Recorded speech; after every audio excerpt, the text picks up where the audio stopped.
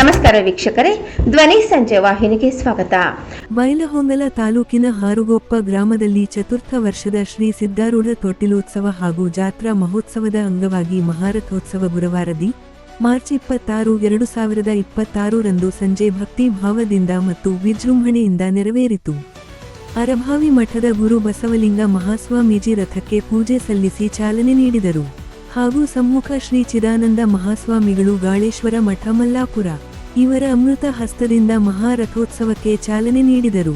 ಕಳಸ ಹೊತ್ತು ಆಕರ್ಷಕವಾಗಿ ಅಲಂಕರಿಸಲಾದ ರಥವನ್ನು ಭಕ್ತರು ಭಾರಿ ಉತ್ಸಾಹದಿಂದ ಎಳೆದರು. ಓಂ ನಮಃ ಶಿವಾಯ, ಶ್ರೀ ಸಿದ್ಧಾರೂಢ ಮಹಾರಾಜಕಿ ಜೈ ಎಂಬ ಘೋಷಣೆಗಳ ನಡುವೆ ಸುತ್ತಮುತ್ತಲಿನ ಗ್ರಾಮಗಳಿಂದ ಆಗಮಿಸಿದ ಭಕ್ತರು ಹೂವು, ಹಣ್ಣು ಕಾರಿಕ ಹಾಗೂ ಕಾಣಿಕೆಗಳನ್ನು ರಥಕ್ಕೆ ಅರ್ಪಿಸಿದರು.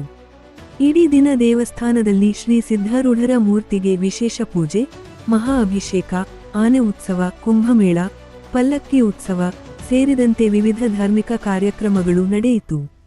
ರಥೋತ್ಸವ ಮುಂಭಾಗದಲ್ಲಿ ಕರಡಿ ಮಜಲು, ಬೀರೇಶ್ವರ ಡೊಳ್ಳಿನ ಮಜಲು ಹಾಗೂ ಶ್ರೀ ಮಲ್ಲಿಕಾರ್ಜುನ ತಂಡದ ಭಜನೆಯೊಂದಿಗೆ ಮೆರವಣಿಗೆ ಸಾಗಿತು. ಭಕ್ತರು ಜೈ ಸಿದ್ಧಾರೂಢ ಮಹಾರಾಜಕಿ ಜೈ, ಗುರುನಾಥರೂಢ ಮಹಾರಾಜಕಿ ಜೈ ಎಂದು ಘೋಷಿಸುತ್ತಾ ರಥವನ್ನು ಮುಂದೆ ಕರೆದೊಯ್ದರು. ಅತಿಥಿಗಳಾಗಿ ಬೈಲಹೊಂಗಲ ಮತಕ್ಷೇತ್ರದ ಮಾನ್ಯ ಶಾಸಕರು ಮಹಾಂತೇಶ ಕೌಜಲಗಿ, ಕಾಂಗ್ರೆಸ್